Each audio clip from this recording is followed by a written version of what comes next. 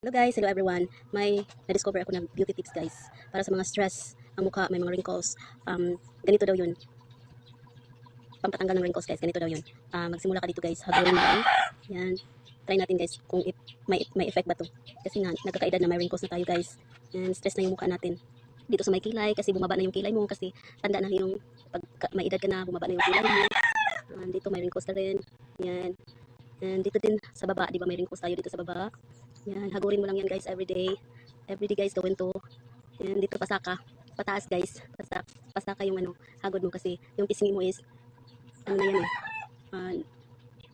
nangalalay na yung pisngi kapag matanda na kaya kailangan mong hagurin pataas. Yan. Wala namang masama guys pag maniwala tayo at gawin natin as practice.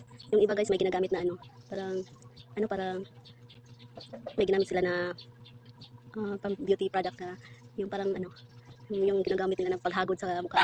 So ito guys, manual lang to guys. Tanging kamay mo lang talaga ang gagamitin mo. Ayan. Yan. Gawin mo to everyday guys. Sigurong may epekto. Ayan. Thank you so much.